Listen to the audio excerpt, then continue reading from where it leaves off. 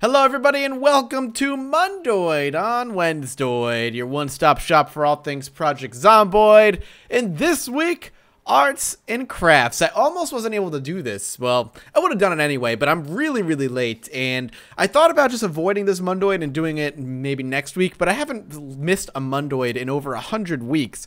Why would I start now?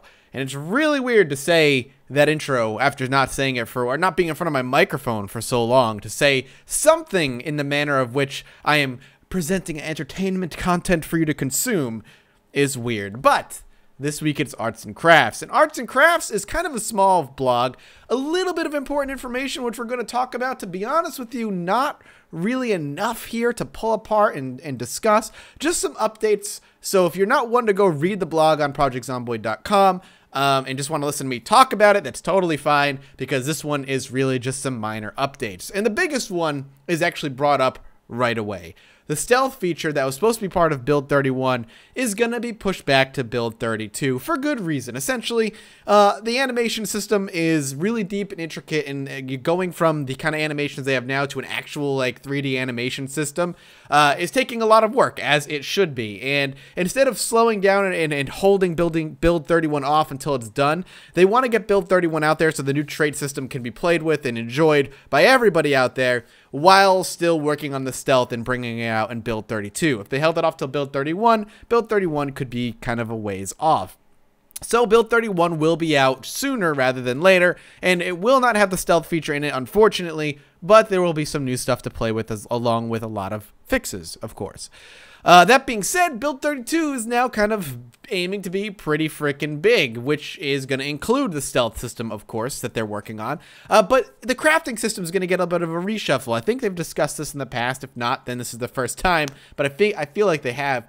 They're going to be introducing a recipe system now, as well as needing like the skill points to build certain things. Your character is going to have to be aware of how to build certain things. No longer will everything in the game being able to be built be available to you right away. It is something you're going to have to learn either via magazine, a book, even a TV or radio show. Think about it. You turn on like the Home and Garden channel and you learn how to grow a particular crop in the most effective way possible. Bam. Now your character has a recipe to grow certain X crop or build certain thing. And that's going to kind of change a lot of the way the construction system in the game is going to be played with, instead of just being like, okay, now I need X, Y, and Z, and I know this right off the bat because, hey, that's just what I know.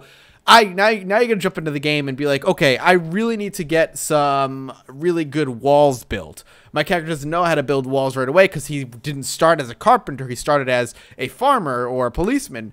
Now I need to figure out how to build walls. Let's go see if I can learn it on TV. And now this whole, just introducing this small little change is going to change how the early game is going to be played when it comes to scavenging. You're going to be looking for very particular items, very particular recipes to make your survival a lot easier. And until you get those recipes, survival could be a lot more difficult. On the flip side, if you start as a carpenter who knows the basic defenses, then farming is going to be very difficult for you, and needing to learn how to do certain farming things is going to be, you need to look for recipes for those and cooking recipes and everything.